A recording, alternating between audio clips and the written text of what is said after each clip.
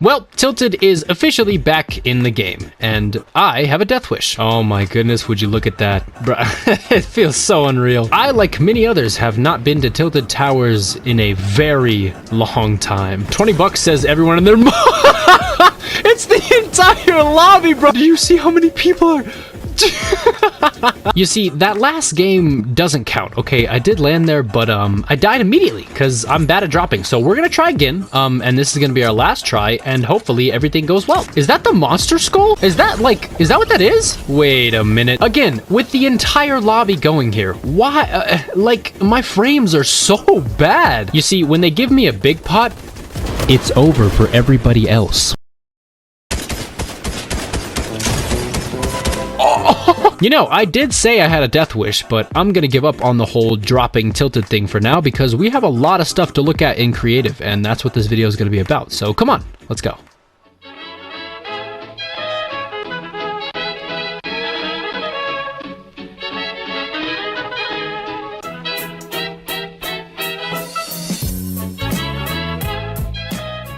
Tilted Towers is back and Klombo is now in the game, but it wouldn't be a creative update without Epic breaking everything in sight. Hey everyone, this is Syntax, and we just received the most recent update for Fortnite Creative version 19.10. This update is sort of bittersweet because while we did get some really cool things, we also got one of the most game-breaking, devastating bugs we have ever received inside of all of Fortnite Creative. So let's take a look at all that. First of all, the hub is great. Love the statues, love the architecture, it's all fantastic, but there's no sliding. So like Beyond and Alliance, what's up with that? Also, would you take a look at that?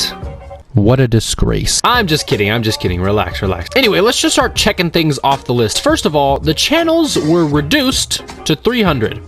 From 500. So now channels 301 through 500 are non-existent. There are people claiming that this is a visual bug and that it doesn't actually do anything, but any maps using channels 301 through 500 are now broken, or at least to some extent are not working as intended. And I can only imagine how it's affecting other maps because they gave us 200 channels and now they just literally don't exist. So yeah, Epic basically just broke every map that is using channels 301 through 500. You know, no mercy. They have no mercy on us. Anyway, moving on. If you've been deleting things, you might have noticed that they changed the audio for it. Take a listen.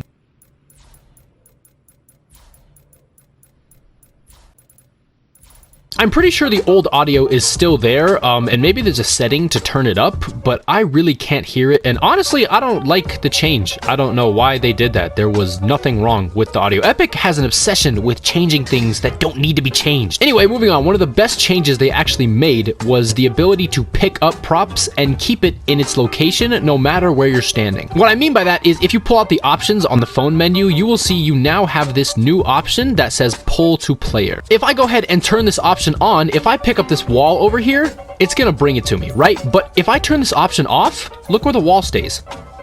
It stays where it was. If you didn't know, if you were a certain distance away before, it would just pull it to you by default. But now, it just stays in place. This is incredible. Obviously, if certain props are too far away, you can't select them by default, but you know, if you want to keep something that's far away in place, you can do that now. It's absolutely amazing. We also have pizza and a pizza party, but like, I'm selecting this and it's not doing anything. I'm pretty sure I selected it and got it before, but I don't even know how to get this. So we have them, but I don't know if they work. We also have the machine pistol, but again, if I try to select it, it's not going into my inventory. Epic really likes just playing games with us, huh? If you go into the recently added tab for the galleries and the prefabs, we now have all of the sanctuary stuff. I personally don't like the palette, but I can see it being used a lot because some of it is really good. I mean, if you just take a look at the prop gallery, you will see so many new props. So the building gallery, I'm not exactly a fan of, but the prop gallery, it's incredible. Listen to that, this thing actually makes noise. And while the props are great, the best thing by far is the nature gallery. All of these nature pieces are just like absolutely incredible. The vines, the plants, the rocks, the palm trees, all of it is just amazing. Do you understand the amount of customizability we're gonna have with these new vines now? And look, they even move. They're animated and flowing in the wind. Of course, we also got Dwayne "The Rock" Johnson. He is a oh, wait. Honestly, when I pulled this out of the prop gallery, I thought he was gonna be massive. but I guess I was wrong. Why was I wrong? But yeah, all of the sanctuary stuff is now here. But you know, there is one thing that I'm forgetting. That is something I've been waiting for a very long time. Yes, if you tab over to devices and select recently added, you will see the prop manipulator device. Now, here's my problem with this, okay?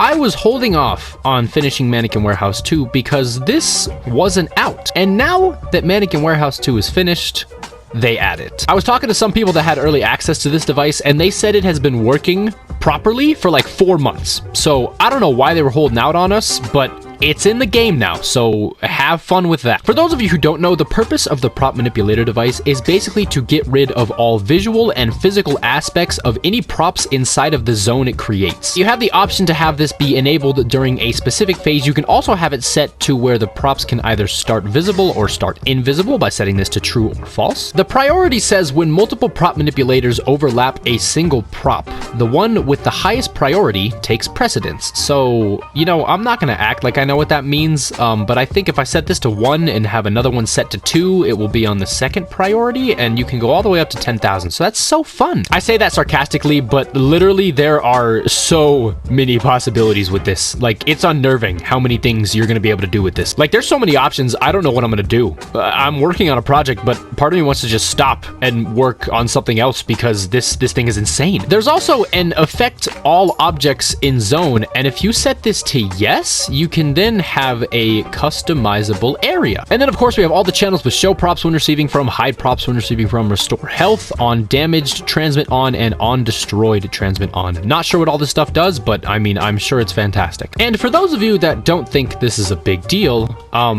it is.